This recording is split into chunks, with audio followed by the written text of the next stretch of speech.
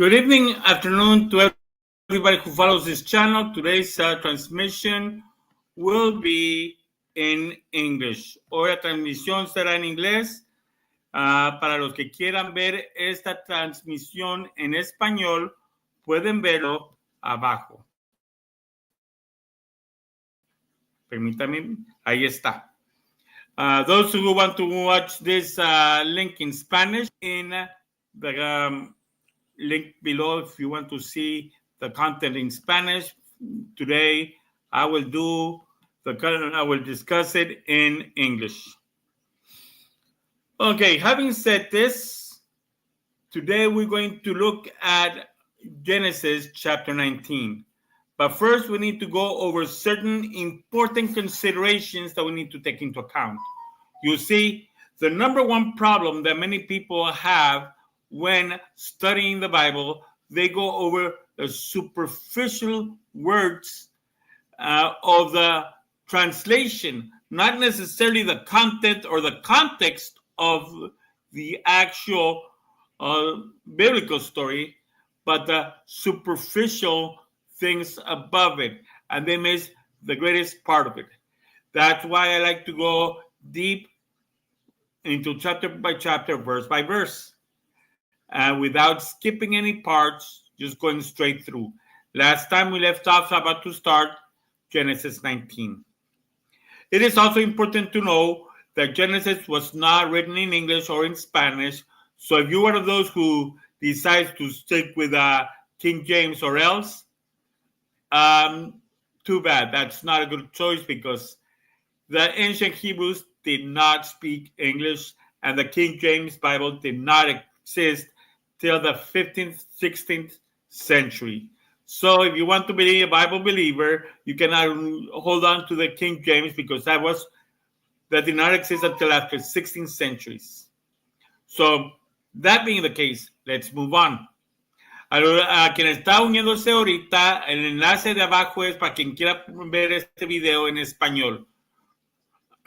Now, Genesis was written in Hebrew. Its original name was Bereshit, which means in a beginning. And let's see, it is part of what the Jews call the Torah, which was the first 5 books of the Bible: Genesis, Exodus, Leviticus, Numbers, and Deuteronomy. Now, these 5 books were the Torah. Everything else of the Old Testament was not called the Torah, but the Tanakh. Furthermore, these first 5 books are mistakenly called by the Protestants the books of Moses. In another time, I will explain to you why mistakenly. I'm not going to go into that right now. Now, another warning I need to give. There are 2 very controversial, and for some 3 very controversial elements here. But let's not forget, it is the Word of God, and I need to teach it exactly as it says. But also, due to the controversial nature of these elements, we need to keep in mind also that the Bible needs to be written and read in the context when it was lived. We cannot take our modern way of seeing things to interpret the Bible appropriately. We need to look at the time and the place when the Bible was written and interpret it as such. Quien se acaba de integrar ahora, si habla inglés, pues hoy vamos a ver Génesis 19 en inglés, pero si quieren ver el contenido de este video en español, el enlace está aquí abajo. Those who are joining us, I want to see the content in Spanish. The link is down below. Let's dive into our reading. Let me post it so that you can follow along with me. I will be reading from the NIV. So let's begin. The 2 angels arrived at Sodom in the evening, and Lot was sitting in the gateway of the city. Okay, the gateway of the city. In ancient biblical times, the cities had one entrance, which was also its only exit. Anybody coming from outside, like merchants or anybody else, they would come in through this gate. everybody who wanted to know what the latest gossip was, they would be hanging around the city gate. People who ran the business, anybody who was anybody, would be sitting at the gates. That's also where important business was considered, and also where important judgments took place. So, by telling us that Lot was sitting at the gateway of the city, it is implying that in a way he had some influence, some degree of influence in Sodom. Now let's continue. When he saw them, he got up to meet them and bowed down with his face to the ground. Now, I want to point this out. Lot bowed down to the angels. Protestants like to say, oh, you're bowing to statues, you're committing idolatry, you're worshiping. No. Lot did not worship these angels. He saw them, they would show up, and he came and he greeted them. Bowing down is a sign of greeting. We also find that in Joshua chapter 7, verse 6. Joshua bows down before the angels, before the statues of angels on the Ark of the Covenant. So all those people who attack the Catholic Church by saying, oh, you're kneeling in front of an image, you committed idolatry, we find that is not the case. Lot bowed down to his face. He goes on to say, my lords, he said, in the plural. Once again, Lot obviously knew there's only one God, so he would not say my lords in the plural if there is only one God, if he were worshiping. Right here, my lords is making a reference to what we in English would say, sirs. He said, please turn aside at your servant's house. You can wash your feet and spend the night and then go on your way early in the morning. So these are two people who came in, well, they're angels, but to him they're just regular people, and he's inviting them to spend the night at their house. He's giving them a welcoming.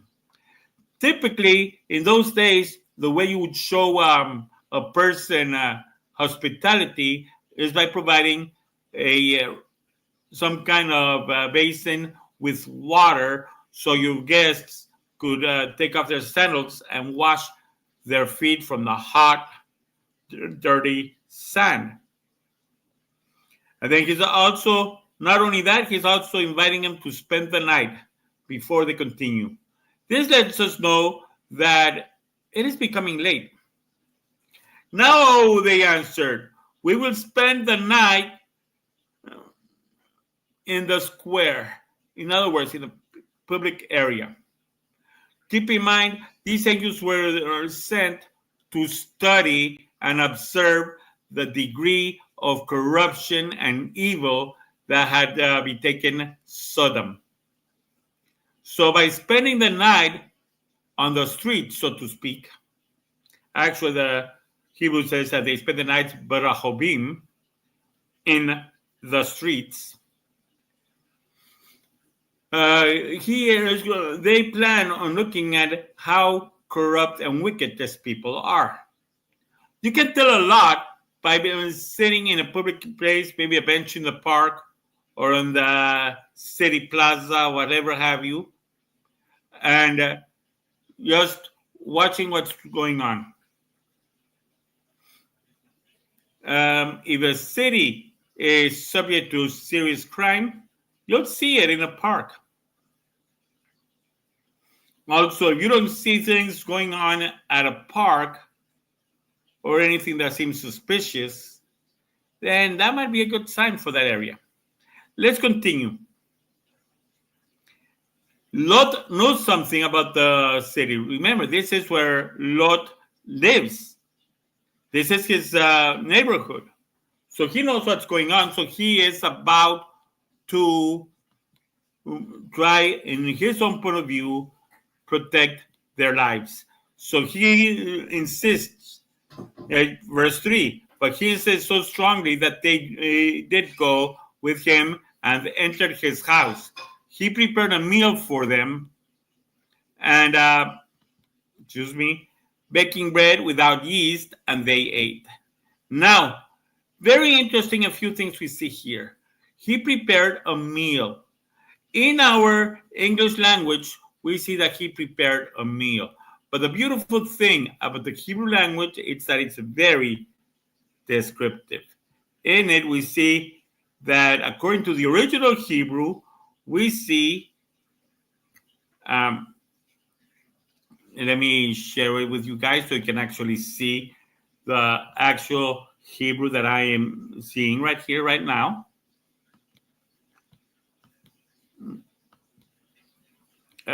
It tells us right here.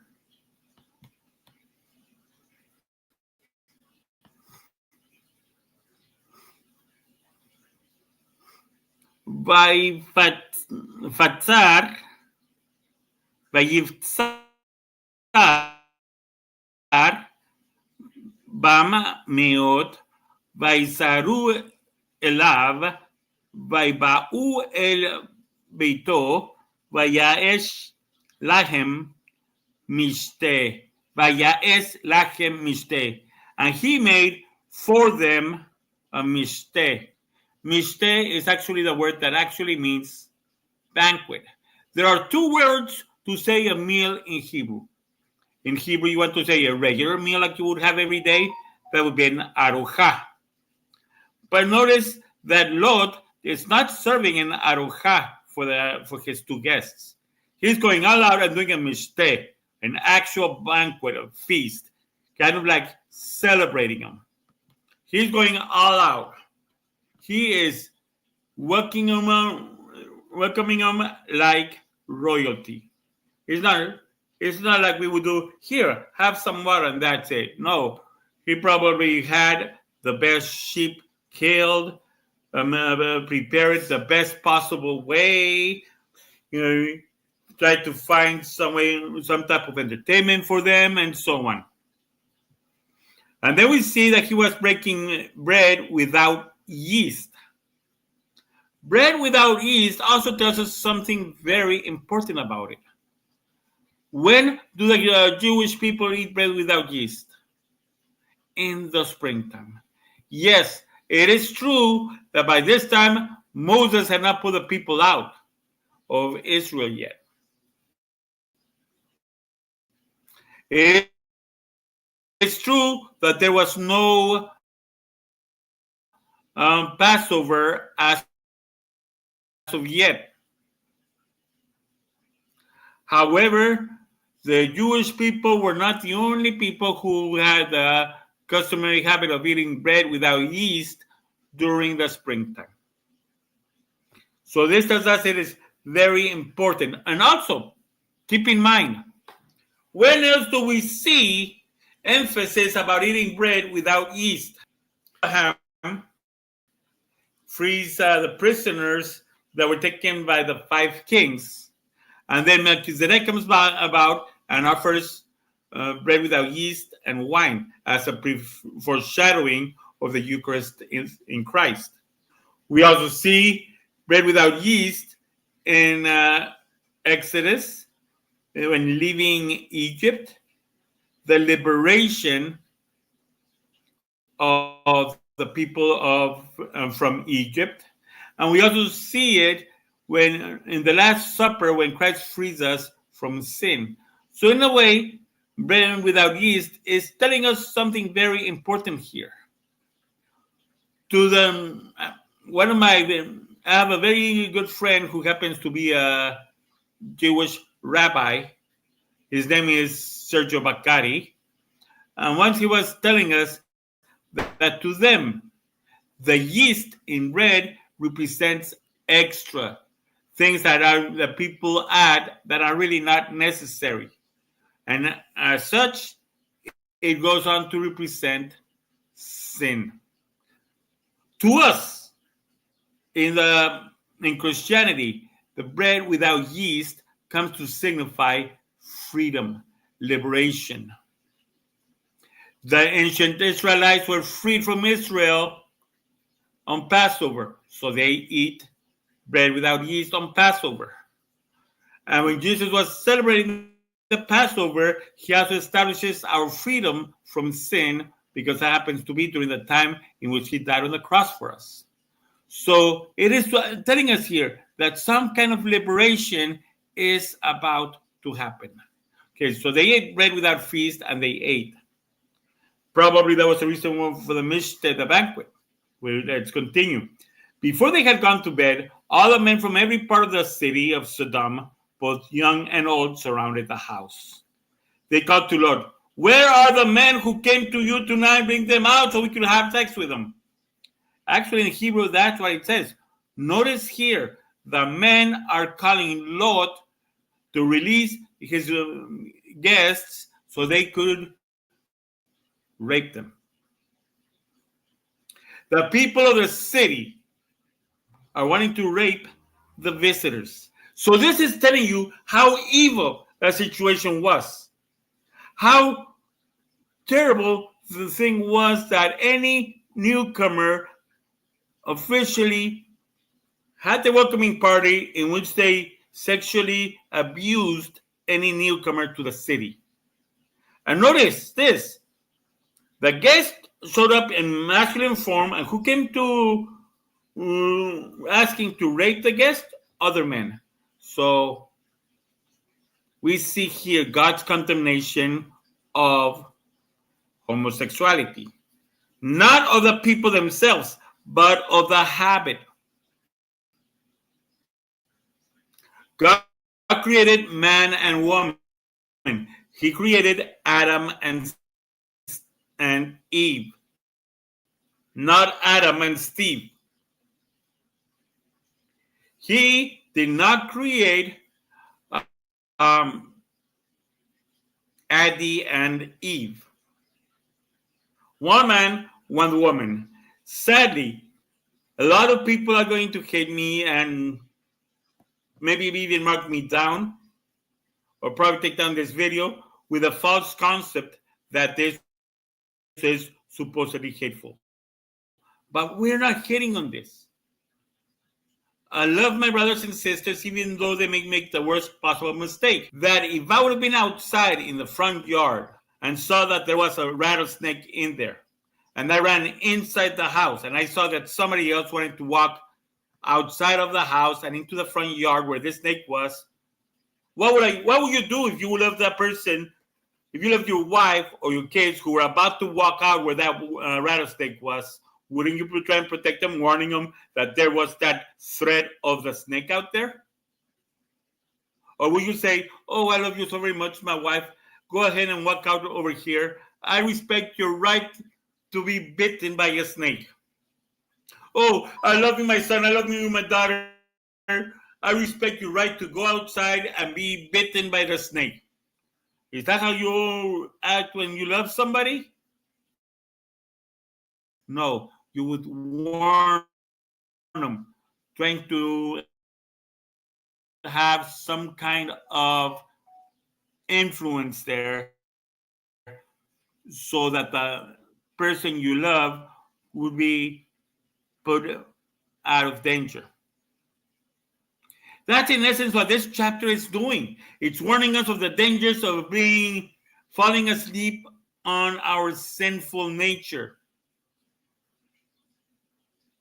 Let's continue. Verse 6. Lot went outside to meet them and shut the door behind him and said, "No, my friends, don't do this wicked thing.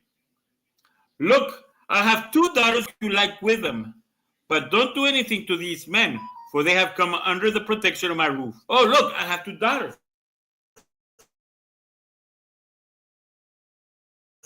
You could have them if you want. Now, this is one of the controversial parts here. Daughters up. Why is he offering his own daughters up as if they were property to these strangers? But let's look at the context of what's going on. The people from Sodom, other men from Sodom surrounded Lot's house, and they're trying to force themselves in to rape men.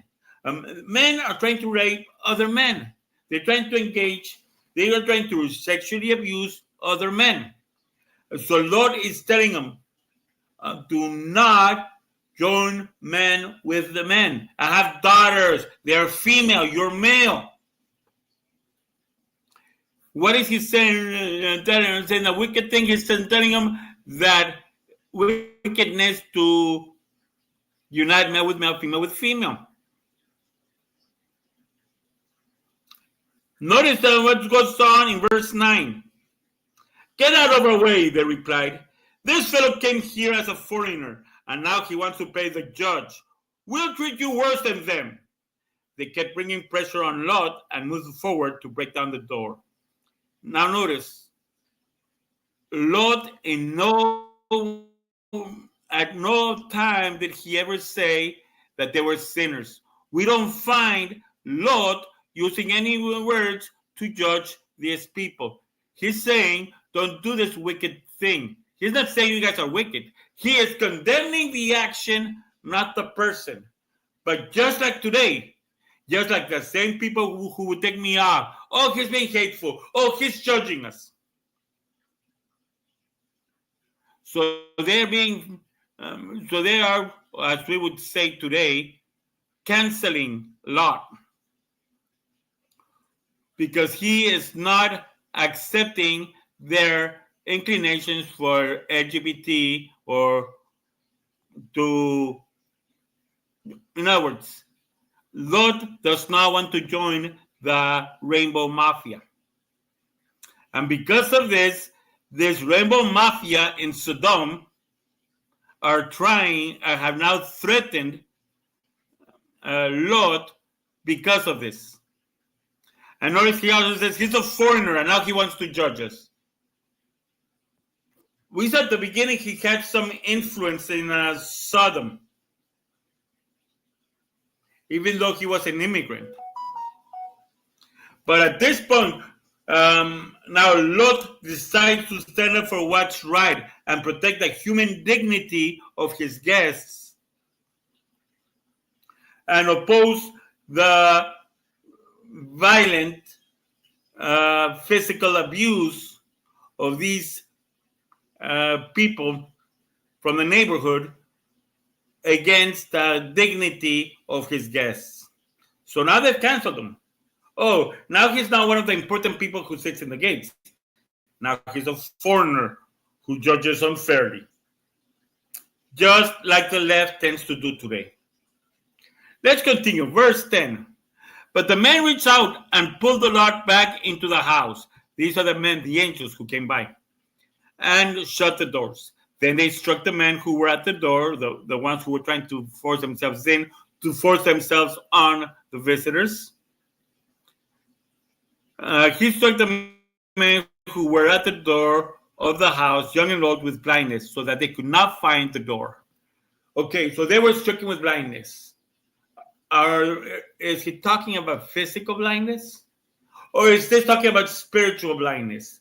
Because sometimes we can be so set on our sin that we live in blindness. A person who is so set in following sectarian ways would think and proclaim that he's doing right and claim everybody else is wrong, even though he may be following false prophets. An alcoholic would probably say, I'm not doing anything wrong. I'm just enjoying the fruit of my labors, getting drunk. And as we see with the gay pride parades going on, they do not recognize their blindness to the sin they are in. God calls them out of that sin so they could live joyful lives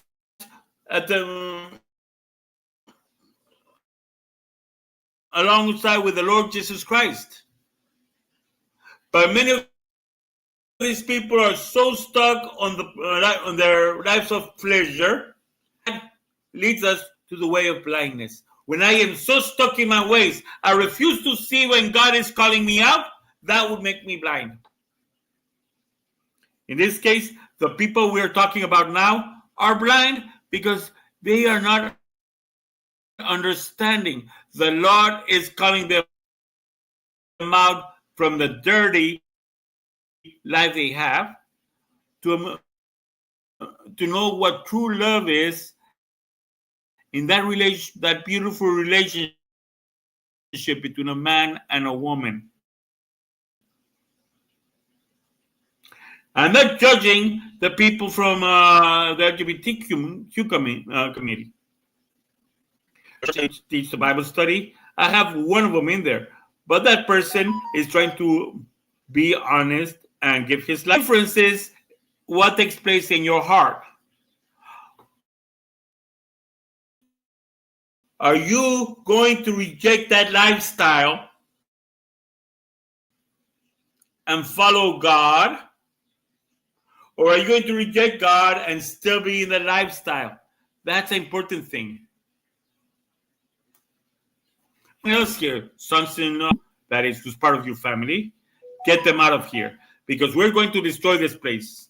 The outcry to the Lord against its people is so great that he has sent us to destroy it. Remember, just a chapter before, God promised Abraham that if they were 10 righteous people, the city would not be destroyed. Yet we see that he's going to follow through with destroying the city. That means there were not 10 righteous people at all. It appears there were 4. And as we're going to see the rest of the story, not even these 4 were thoroughly righteous. But on account of Abraham, God has mercy on Lot. And even though we were going to see that Lot is not thoroughly righteous either, he is, God spares him on account of the promise and Abraham's pleading, the chapter before it.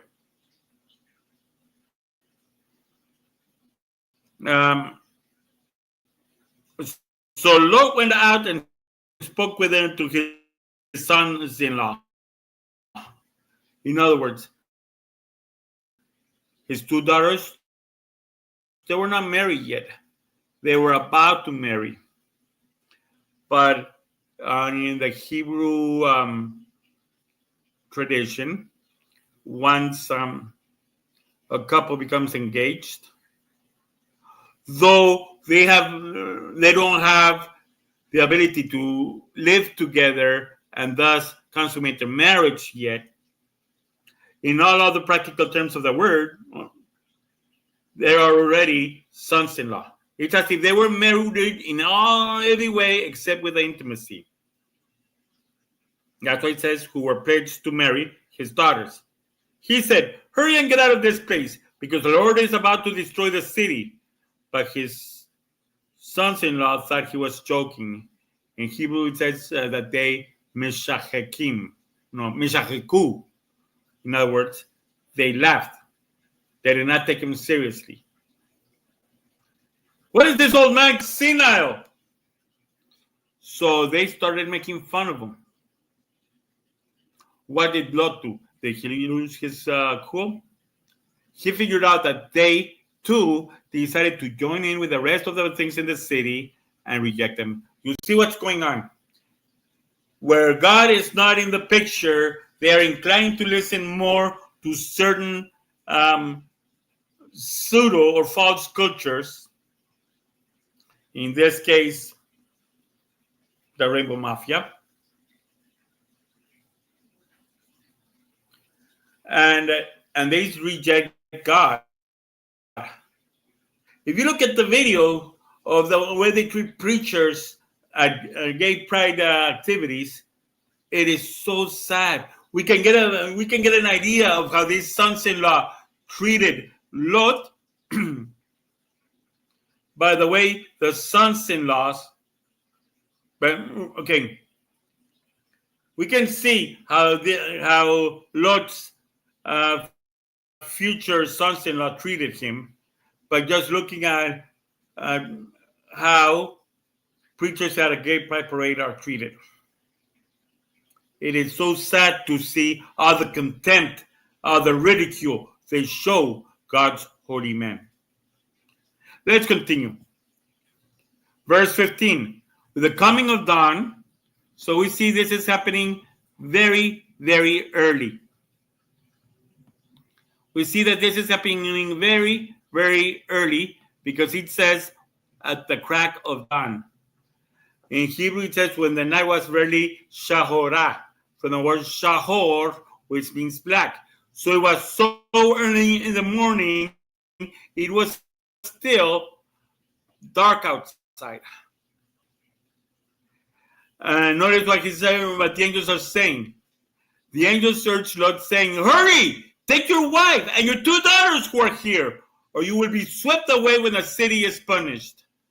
The Hebrew gives us some very important phrases here to put emphasis on this, on the seriousness of the whole situation taking place. In the Hebrew, when we read this verse in its original Hebrew language. Let me share the screen with you guys on that.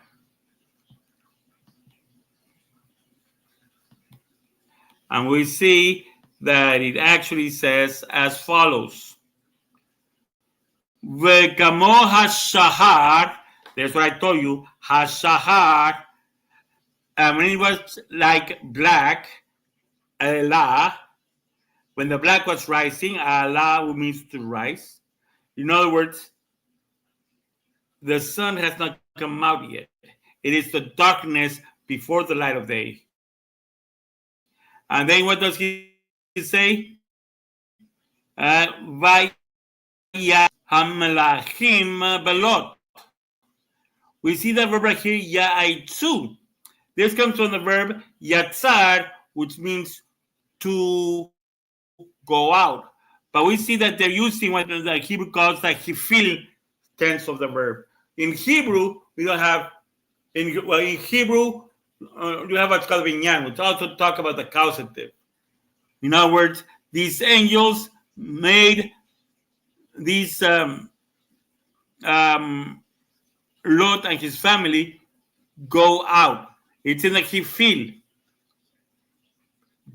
Technically, the angels are taking Lot and his family out, and the angels made them go out, Lot and Lot. And what else does he say?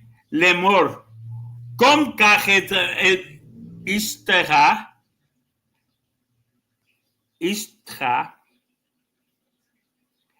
kum, get up.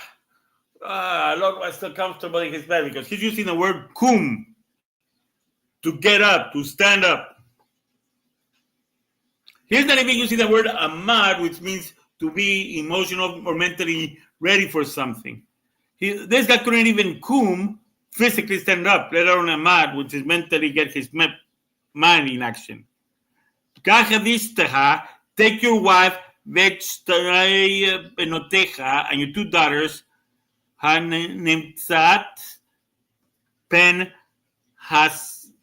Hasafa Be'od Ha'ir Be'von Ha'ir. Hurry up! Get out of here with your wife and your daughters before destruction happens. In other words, the thing is urgent. Lot, you're here. I'm about to destroy the city. I don't want you getting caught. Hurry up. Get a move on it. Oh, my guest here, but it's still dark. Don't waste time. Let's go. I want to say hi to those who have joined us. If you want to see this, the content of this in Spanish, you can see the link below. Los que quieran ver el contenido en español, aquí está el enlace, o ya es en inglés. Now, let's continue with our reading. Let's see. When he hesitated, when Lot was like, give me 5 minutes. I don't know if you've ever been in bed, you hear your alarm going off, and what do? You smack the alarm. It rings again. You smack it again. We see that Lot was this kind of person. Reminds me of the child. Get up, little one. It's time to go. I don't want to go to school today. Where now you have the angels trying to get Lot to get up. And what do the angels say? What does Lot say? But I don't want to leave my bed and get out. So they are quickly trying to get them out. So what does it say? When he hesitated, the man grasped his hand and the hands of his wife, his 2 daughters, and led them safely out of the city, for the Lord was merciful to them. Since they did not want to get up and leave, the angels took matters in their own hands, dragged them out of bed to take them out of the city. Even though it's still not even light outside, he took them out. And notice in Hebrew it says, Vayarzeku, which means and to be firm, to be strong. That means that the men grabbed the hands firmly of these people to pull them out of the city. Let's continue. As soon as they had brought them out of the land, flee for your lives. Don't look back and don't stop anywhere in the plain. Flee to the mountains or you will be swept away. Don't look back. Don't have any regrets. Keep moving to what's in front of you. Many times when we leave something, we start longing for it. We start turning back. The alcoholic who has gone to Alcoholics Anonymous, and then he starts going through that nervousness, picks up the bottle again. What happens? Total destruction. God is telling us, if you have left sin behind, do not go back into it. Turn back and look at what you're leaving behind. Face the front. Keep your eyes on the goal. What is the goal at this moment? The goal at this moment is for Lot to be freed from this sinful life where he is surrounded by. Don't look back to what you're leaving behind unless you get swept away by the people who live that same lifestyle. Don't look back so you do not relapse and fall again to the same sin you are leaving behind. If you're leaving behind alcohol, don't look back at the bottle again. Don't turn around and look back at the bar. I missed my best friends at that bar. Oh, I'm going to go in for old time's sakes. No! Let there be no for old time's sakes. You're a new creation. Let the bygones be bygones. Verse 18. But Lot said to them, no, my lords, please. Your servant has found favor in your eyes, and you have shown great kindness to me in sparing my life. But I can't flee to the mountains. They're so far away. This disaster will overtake me and I'll die. Look, here's a small town near enough to run to, and it is small. Let me flee to it. It is very small, isn't it? Then my life will be spared. Now, this small town gets its name, Tzoar, from this term exactly. The word is Tzoar, which means small. Very interesting, this town that Lord is asking for him to go into, a small town, which in difference to what later on Jonah calls Nineveh Ha'ir HaGadol. Nineveh, the great city. It's measuring the size of the city to the amount of sin that takes place in it. Let's be honest. Where the bigger the city tends to have more crime in it. When a city is small, a lot of people watch what they do. Oh, they might know me and go tell on me with my wife, tell on me with tell my husband on me, tell my parents on me. So they think twice about what they're going to do. But if the city is too big, they're like, these people don't know me. I'll do whatever I want. Who cares if they see? Sodom, even though very little is left of them, was considered to be large for its time. But we see that Zoar was very small. That's why Lot thinks that that city, because it's small, it was spared from sin. Verse 21, he said to him, the angel said to him, very well, I will grant this request to you. I will not overthrow the town you speak of. Why? Because it is thought that since the town was smaller, Zoar, it would have a less amount of sin. But see what it says. But flee there quickly, because I cannot do anything until we reach it. That is why the town was called Zoar. By the time it's Zoar, the sun had risen over the land. Finally, how early do you think they left Sodom, that it was barely light were coming out by the time they reached Zoar? Then the Lord rained down burning sulfur on Sodom and Gomorrah from the Lord out of heavens. Thus, he overthrew those cities on the entire plain, destroying all those living things in the city and also the vegetation of the land. But now, a lot of people think this is a myth because they say, oh, but we don't know where the city of Sodom and Gomorrah were. Actually, yes, we do. Join me in a map. I'm going to pull up a map right now so that we could see this on the map.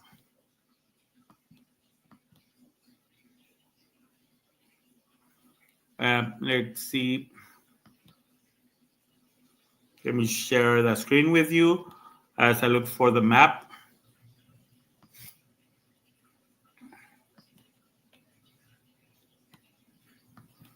Now, let's go to Google Maps. What happened? Oh, I forgot to put maps. Excuse me.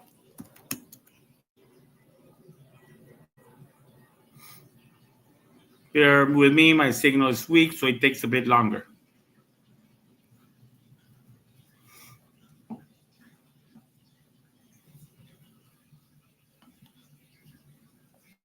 Come on, come on. Bear with me. In the meantime, I'm going to talk about what we can expect to see in the map. Because really, my computer is burning light. It's understandable. We're going to look for the Dead Sea.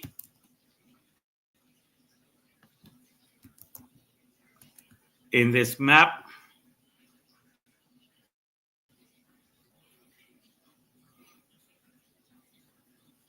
Here we go. It's coming up. All right, there we see. We begin to see the Dead Sea right here. Now, in biblical time, this was all that we had of the Dead Sea. Actually, the sea wasn't even there. That the sea opened up precisely after the consequences of several earthquakes, which are documented in the Bible. And explosions like that, which we see happening in what we're reading about. We see down here, this other piece of the Dead Sea down here did not exist either. Notice that there's Neve Zohar, named precisely after the city that Lot ran into. These mountains here we see on the east, they are known as Mount Sodom. And you can look for this up on YouTube. I'm not going to go there in the interest of time. You can find that there are sulfur balls stuck to pieces of the mountain area, as well as to what appears to be prehistoric walls. You can see how people can actually light these sulfur balls, and they burn like if it was a Molotov cocktail. So we see they left from Sodom, which is around the mountain right here, into Zohar, which was a city deep down in what is now the Dead Sea. This part here opened up through some earthquakes that were happening there throughout time. opening the pathway for the water from the later from Dead Sea over to the ruins of Zohar.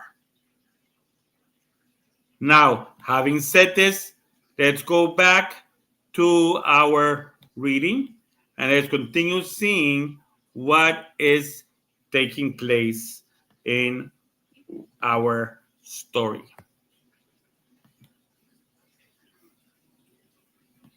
And we see it states as follows. So he's telling them, do not look back or you're going to die. I'm letting you run to that city because it's small. I don't think there's that much sin in there yet. But it says here, but Lot's wife looked back and she became a pillar of salt. So we see a serious problem here. Let's keep in mind that when Lot moved in there, Lot was still a single person. He met his wife in Sodom. We have here a lady who grew up in this city. It is her hometown. She loves her city. But she was forced to move out of there because that city was about to be destroyed. Since she loves her hometown, Sodom, so much, she misses it. She turns around to look at it. So she becomes turned into a pillar of salt. A lot of people condemn the Bible thinking, how could a person turn into a pillar of salt? And although there is indeed a monument there that they still call Lot's wife, made out of salt, there's a little more deeper that we need to look into. Salt, when you take too much of it, it becomes terrible, bitter even. So we could look at this here, and instead of taking it that she was literally turned into a pillar of salt, she runs away with Lot, runs away from the city, turns back and looks at the city that she loved being destroyed. Now she is a bitter woman. She does not want to spend more time with her husband because, according to her, now she blames her husband for God destroying her city. Having you know those people who are so stuck in the past, always remembering the past, they forget to live the present. They forget to look into the future. The angels told them, keep your eyes straight, keep your eyes on your objective. Don't look back. She looked back. She forgot what the objective was, and she became embittered. Don't look at your past like you're leaving behind. You're going to become a bitter old person. I know so many people who start thinking about their past. They forget about enjoying the present they're living. They forget about thinking about the future. They're just so stuck in the past. So much so that their health literally takes a beating. And not only do they embitter their own selves, they embitter other people around them. I know, for example, this lady.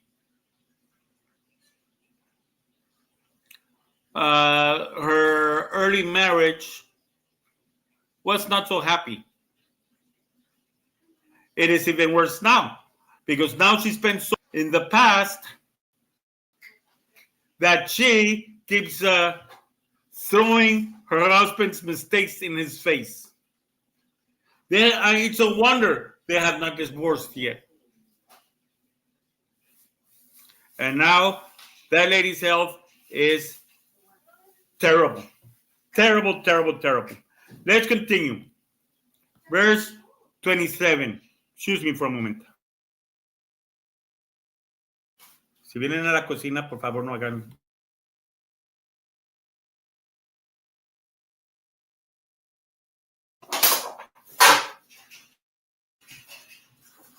Okay, let's continue. Si acaban de integrar, si quieren verlo en español, está el enlace aquí abajo. Today's video is in English. Now let's continue. We're on verse 27 now. Early the next morning, Abraham got up and returned to the place where he had stood before the Lord. So now Abraham, who in the previous chapter was praying for Lot, he stands out to see what happened of the city. He looked towards Sodom and Gomorrah. Remember, Abraham is living in the area of Hebron. Hebron is a hilly region. Sodom is in the lowest place on the earth.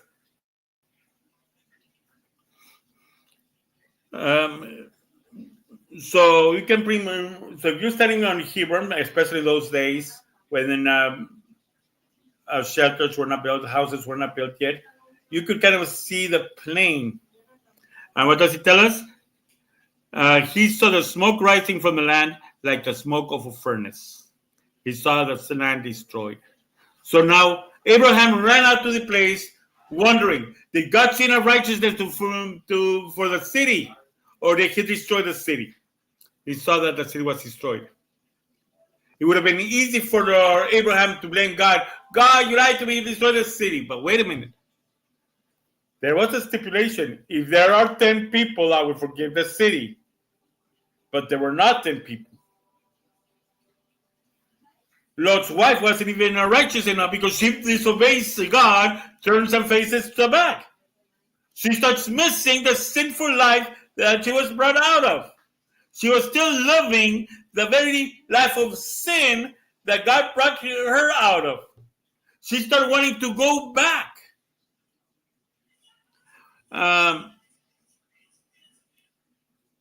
So when God destroyed the cities of the plain, he remembered Abraham, and he brought Lot out of the catastrophe and overthrew the cities where Lot had lived. And we see that we're going to find out that Lot's wife wasn't the only unrighteous that was rescued. Now, something very weird is about to happen. Lot and his 2 daughters left Zoar and settled in the mountains. So now Lot is worried. Okay, this city is small, but it's bound to get bigger. More sin is about to come to it. I better get out of here before that happens. So he moves out into the mountains. Remember, there are a lot of caves in our region. And yes, there is actually a cave there that some people make a pilgrimage to, which they call Lot's Cave. For he was afraid to stay in Zoar. He and his 2 daughters lived in a cave. One day, the older daughter said to the younger, "Our father is old, and there is no man around here to give children, as it is the custom all over the earth." Keep in mind what's going on. Let's think about it, because what's going to happen is disgusting if we think about it in today's common sense. Today we have the world filled with people. There's no threat of humanity dying out. But let's get to the place of these women. They are already marrying age. They were already engaged to be married, but their fiancés died with the destruction of Sodom and Gomorrah. They go out of the cave. They see in this direction of their beloved Sodom, smoke rising. They turn over here in Gomorrah, smoke rising. They look everywhere they turn around. They see different cities that have been destroyed. These girls did not know anything outside of Sodom and Gomorrah. Lot met his wife within the city of Sodom. These girls lived in Sodom all their lives. Everybody they knew were living in Sodom. They did not even know about their great uncle Abraham living in Hebron, because these girls were never that far away. Even today, the distance between the Dead Sea, which is where Mount Gomorrah is, to Hebron, it's about a couple of hours drive in the middle of the desert. In modern terms, a couple of hours drive in a car. We're talking now in the Bible about a time when cars didn't exist. So it was a much longer time that it took them. So they never had a chance to leave Sodom and go visit their great uncle Abraham. They don't even know their great uncle Abraham lived. Let's continue. So these girls think humanity is dead. In these girls' minds, there's only 3 people left around in the whole world: 2 women and 1 man. These young small girls feel they need to repopulate the earth. So what do they think about? One day the older daughter said to the younger, "There is no man around here to give us children, and as is the custom of all over the earth. Let's get our father drink wine and then sleep with him to preserve our family line through our father." So they're trying to repopulate. That night they got their father to drink wine, and the older daughter went in and slept with him. He was not aware of it when she lay down or when she got up. We see these daughters weren't even righteous because now they have incest in their minds. But at least in all honesty, they think they have to repopulate because there's nobody else in the world. So they got their father so drunk he did not know anything about what was going on. Technically, she abused her own father. What the men were trying to do in Sodom to the visitors, this girl did to her own father. But not only that, she's not even ashamed of it. Verse 34. The next day, the older daughter said to the younger, "Last night I slept with my father. Let's get him to drink wine again tonight, and you go in and sleep with him so we can preserve our family line through our father." The other daughter comes, brags that she took advantage of her father's drunk state. Now she's talking her younger sister into getting his father drunk again and taking advantage of him again. Another sad situation. But sadly, she does listen. So let's see what's going on. So they got their father to drink wine that night also, and the younger daughter went in and slept with him. Again, he was not aware of it when she lay down or when she got up. Poor old man. He is so drunk, they take advantage of him not once, but twice. Now it's also shame on him. Because if he knew that they had gotten him drunk the first day, but no, that did not happen. Once again, he enjoyed alcohol. And he fell victim to his daughter's incestful sin again. We see now the daughters are thinking, lusting after their own father with interest to repopulate the earth, or at least keep their family line going. But so we see they're not righteous. And Lot is not righteous because we see he is an alcoholic. It was easy for the daughters to get him drunk.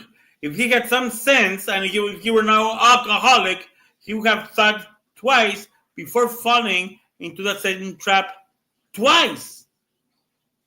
So both daughters became pregnant by their father. The older daughter had a son and she named him Moab. In Hebrew, the word Moab comes from min-ab, from the father. "Hey girl, whose child is this?" "From my father, Moab. He is the father of the Moabites today." That's the origin of the word Moab. The younger daughter also had a son and she named him Ben-Ami.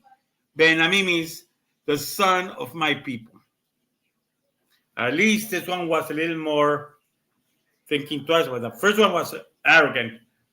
She was proud of her incest. Oh, my kid belongs to my dad. So proud of the disgusting incense she went through. But the younger one at least tries to disguise it. Who is this child from? Ben-Ami. Oh, he's the son of my people. Oh, yeah, who's your people? My dad. So Ben-Ami is the father of the Ammonites of today. Now, interesting enough, these people, the Ammonites and the Moabites, are two different people who are now called Jordanians. The Moabites and the Ammonites lived on the eastern side of the Dead Sea, and the river called the Yarmouk divided the territories from the region of the Ammonites to the regions of the Moabites. As a matter of fact, there's a city in Jordan right now which is called Amman. Let's go back, and with this, I'm going to stop today's transmission.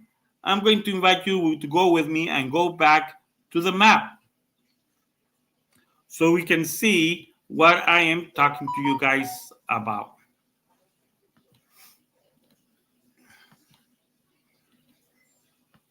Now, we see here the Dead Sea again.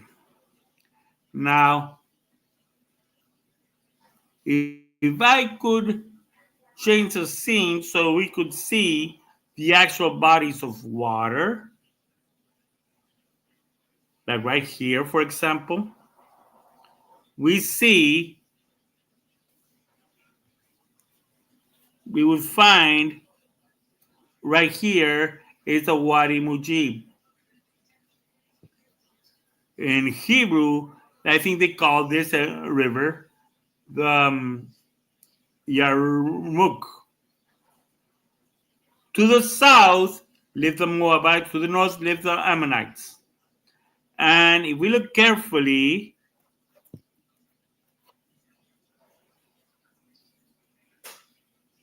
we see that their capital there is Amman. And this city, this humongous city called Amman, is named after the people who populated that area, who were born from Ben-Ami. The people who established this city, Amman, are the descendants of what we now call the Ammonites. Now, I'm going to leave it here for today. And as I said it at the beginning, I will always say this: long live Christ the King!